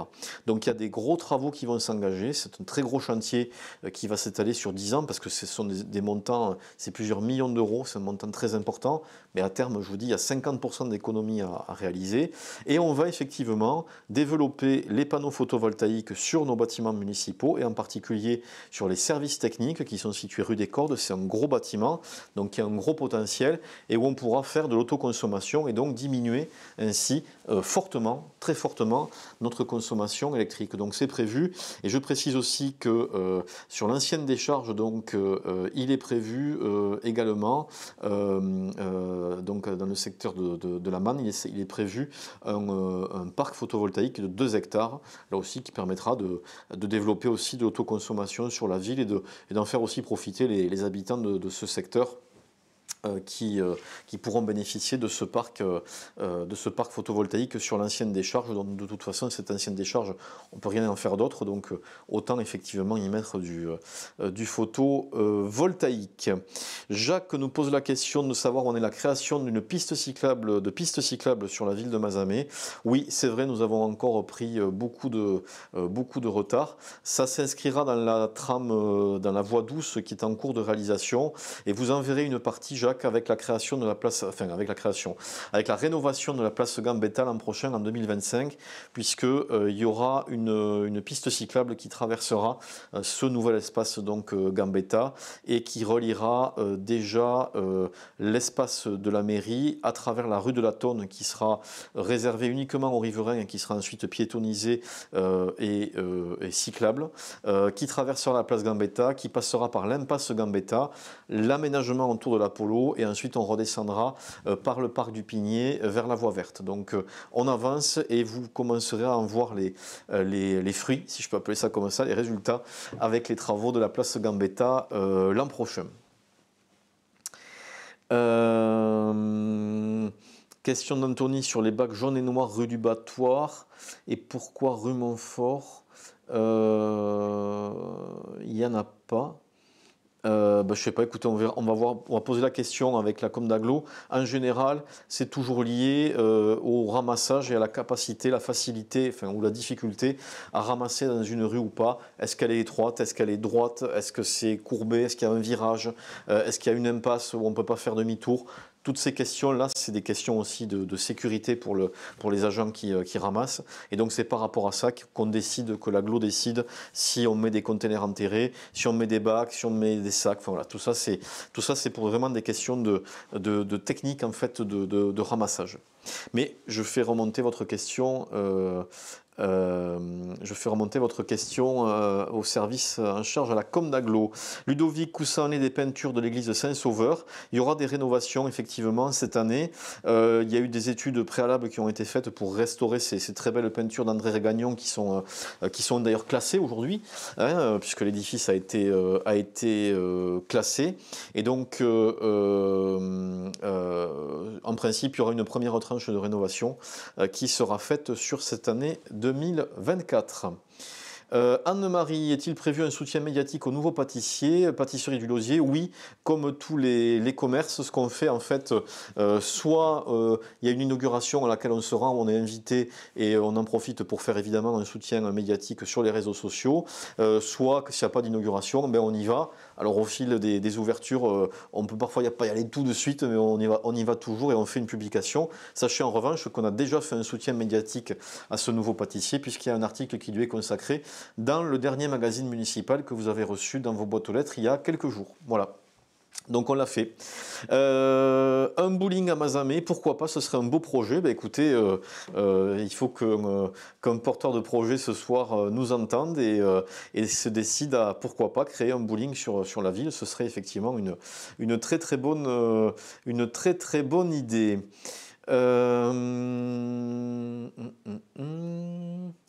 Alors,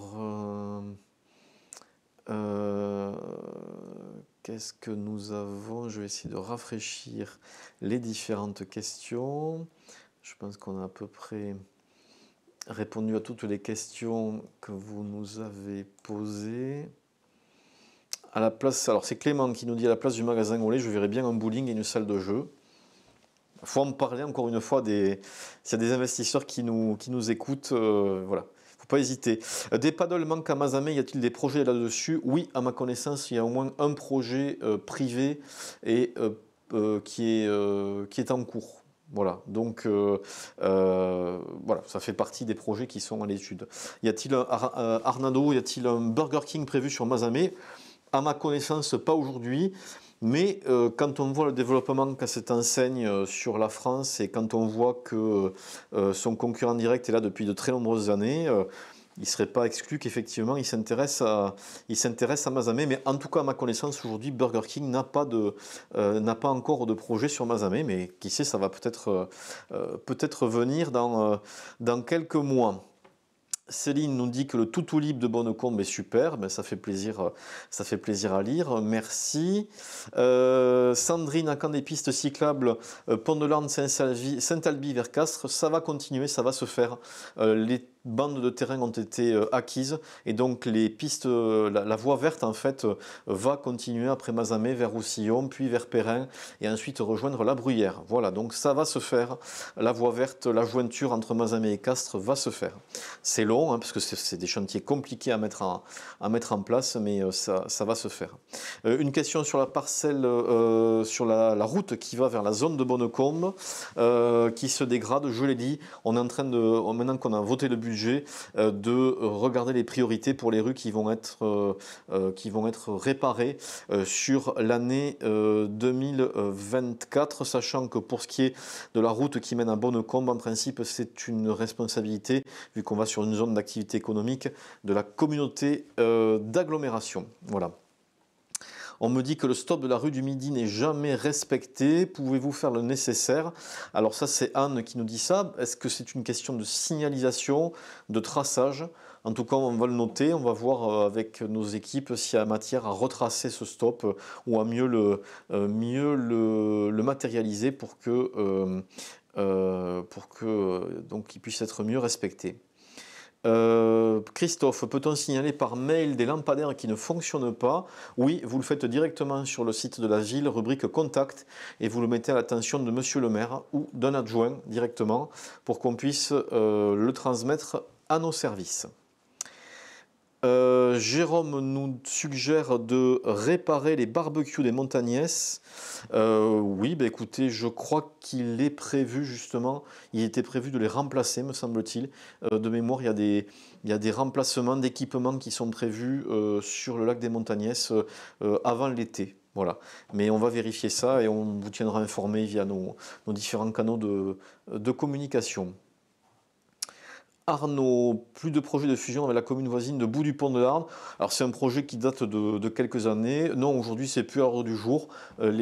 Comment dire, les choses peuvent se faire à un moment. Quand on ne les fait pas un moment, c'était pas de notre fait. On a eu beaucoup de freins, on va dire, qui ont été mis à ce projet à l'époque. Les projets d'une époque ne sont plus forcément les projets d'une autre époque. Voilà, pour répondre à votre question, mais je reste toujours très attaché à ce que les communes du Mazamétain travaillent en bonne intelligence et en bonne harmonie et qu'elles se rapprochent le plus possible. Jusqu'à quel point? Peut-être que l'avenir nous le dira. Alors, je regarde si on a d'autres questions qui sont arrivées depuis tout à l'heure. Bon, Arnaud qui fait un commentaire sur la réduction des dépenses sur la fin du mandat. Est-ce que c'est pour rebondir pour un troisième? Non, c'est pas du tout la question. C'est comme je l'ai expliqué, quand vous prenez sur la même année 300% d'augmentation sur le gaz, l'électricité et 1 million d'euros de plus de masse salariale liée aux augmentations décidées par l'État en 3 ans, vous avez forcément un à-coup sur le budget, tout simplement. Le reste, c'est pas des questions qui se poseront aujourd'hui. Françoise nous demande un élagage des arbres, chemin de la Matte à côté de la rue des Encolliers. Bah, écoutez, oui, ça fait partie des choses qu'on va signaler après cette réunion à nos services des espaces verts pour qu'ils puissent intervenir dans ce secteur ou aux prestataires si ce sont des prestataires qui sont chargés de ce secteur. C'est vrai qu'il y aura une tournée sur Mazamet où c'était un poisson d'avril. Alors je pense que vous faites référence au tournage de la série avec Thomas Sisley et Laura Smet qui s'appelle, j'ai perdu le nom de la série mais c'est pas grave. En tout cas oui, donc ça c'était pas un poisson d'avril. C'est vrai que l'article est paru dans la dépêche le 1er avril, mais c'était pas un poisson d'avril. Donc on a bien Thomas Sisley et Laura Smet qui vont venir tourner à Mazamet en juin et en juillet, et je peux même vous dire qu'il y a des enfants figurants qui vont tourner avec eux dans une école de Mazamet. Voilà. Donc on en est très fiers, on est très contents. C'est une reconnaissance de plus pour notre ville. Vous savez qu'on a eu un youtubeur, Pierre Cross, très connu, qui est venu au mois d'octobre. Là on a 2 acteurs très connus, deux personnalités VIP très connues. Donc c'est bon pour Mazamet, c'est bon pour l'image, et ça prouve que la ville est attractive et voilà, qu'elle est connue, qu'elle est regardée, et qu'elle est regardée avec envie à l'extérieur. Voilà. Et ça c'est extrêmement important. La série s'appelle Surface, merci. Jessel nous parle des Floriales qui ont lieu ce dimanche. Oui, ce sera donc... alors on a changé un petit peu le concept, on a regroupé, resserré les Floriales sur un jour. Ce sera un immense marché aux plantes avec de très beaux exposants. Ça va être une très très belle journée. Donc rendez-vous tout ce dimanche dès 9h du matin, journée des promenades pour ces Floriales 2024. Ça me permet d'en parler et de dire qu'elles seront absolument magnifiques. Voilà. Donc il faut venir nombreux pour ce week-end. Anne-Marie nous dit qu'il manque cruellement en remplaçant mon primeur au lait. Oui, c'est vrai, un magasin primeur manque. Ceci dit, alors je ne vais pas faire de pub parce que là c'est pas le but de la soirée, mais il y a quand même des commerces outre les supermarchés et la grande distribution ou les supérettes, il y a des commerces sur Mazamet qui proposent des fruits et des légumes type primeur.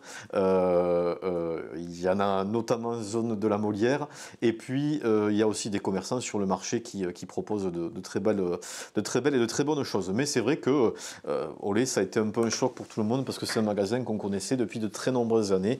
Bon, bah écoutez, encore une fois, ce soir il y a beaucoup de monde qui nous regarde. Il y a des aides aides pour les créations de nouveaux commerces sur Mazamet, des aides mairie très importantes. Il y aura en plus à partir du 1er juillet des exonérations liées au statut FRR qu'aura la ville de Mazamet. Donc si vous voulez vous lancer, venez nous voir, on sera ravis de vous aider à lancer un commerce de primeurs sur la ville. Cathy nous signale des problèmes de stationnement difficiles rue du Faubourg du Gard. Bon, bah écoutez, ça c'est pareil, ça fait partie des choses qu'on va signaler dès demain à nos policiers municipaux. Moi, ce que je vous suggère quand même, c'est que quand, Cathy, il y a ces problèmes de stationnement, qu'il y a des voitures qui sont visiblement garées et qui sont gênantes, vous appelez la police et on vient, on constate et on essaie de régler ça, d'abord à l'amiable et puis ensuite, s'il faut verbaliser, on verbalise. Voilà, je pense qu'on a fait à peu près le tour des différentes questions. Je vérifie qu'on n'en ait pas oublié parce qu'il il y avait beaucoup de questions encore ce soir. Merci beaucoup pour votre présence à ce Facebook Live. Hein. C'est bien, ça vient bien compléter les réunions de quartier. Ça contient des réunions de quartier quasiment toutes les semaines dans tous les quartiers. Donc vous êtes prévenus par un petit mot qui est mis dans votre boîte aux lettres quand vous habitez dans le quartier. Et c'est vrai que ces Facebook Live, ça permet de compléter, et notamment pour ceux qui ne viennent pas dans les réunions de quartier. Et je trouve que c'est vraiment toujours un très bon exercice. Le retour du Tour de France chez nous, pour l'instant, non. Là aussi, c'est des budgets très importants. Donc, en période où on doit faire attention, on fait attention et c'est pas forcément à l'ordre du jour. Ceci dit, quand on a été traversé par le Tour en 2018, ça ne nous avait pas coûté très cher et on avait eu une super journée puisque le Tour avait traversé toute la ville de Mazamet et jusqu'au Pic de Nord. Donc, si on peut rééditer un coup entre guillemets comme ça, on le fera bien volontiers. Bruno nous parle de milliers d'arbres qu'on avait promis de planter. Effet d'annonce sans suite, point d'interrogation. Non, d'ailleurs vous verrez sur les rénovations urbaines qu'on fait, qu'on développe les plantations d'arbres et vous verrez que on essaiera aussi, si nos budgets nous le permettent, sur les rafraîchissements, notamment de certains parkings du centre-ville, de les arborer, puisqu'on en a certains, notamment le 8 mai, qui est quasiment pas arboré, et j'aimerais bien qu'on puisse l'arborer le plus possible. Voilà à peu près. Je regarde s'il y a d'autres questions qui sont arrivées entre-temps. Les ronds-points, j'en ai parlé avec les aménagements, les ronds-points des Bosses avec les aménagements qui suivront la réalisation de l'autoroute entre Mazamet et La Bruyère, oui, le rond-point des Bosses, le rond-point au niveau du lycée, oui aussi, ça c'est la mairie qui le prendra en charge et ce sera fait en même temps ou concomitamment à ces travaux qui viendront compléter la réalisation de l'autoroute et qui désenclaveront le bassin mazamétain. Voilà, je pense que j'ai à peu près répondu à toutes vos questions. J'espère bon, si par hasard il y en a une qui est passée entre les lignes, ça peut arriver. On aura de toute façon l'occasion de vous répondre évidemment sur ce même site. Écoutez, je pense qu'on a fait à peu près le tour. Hein. Je pense qu'on est bon. Il me reste donc à vous remercier vraiment encore une fois chaleureusement pour votre participation.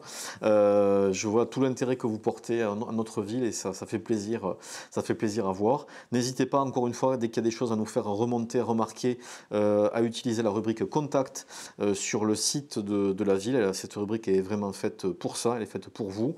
Et puis à solliciter quand vous le souhaitez des rendez-vous en mairie, sur le terrain, chez vous, dans vos quartiers. S'il y a quelque chose à voir, vous pouvez me demander et on trouve un rendez-vous très rapide et je vous trouve un rendez-vous très rapidement pour qu'on puisse se voir et évoquer tous les sujets que vous souhaitez aborder. Merci encore une fois pour la réalisation à Jean et Chloé qui se sont occupés de la réalisation de ce Facebook Live. Et puis écoutez, on se dit à très bientôt. Hein, on remettra ça très prochainement. Bonne soirée à vous et à très bientôt. Merci.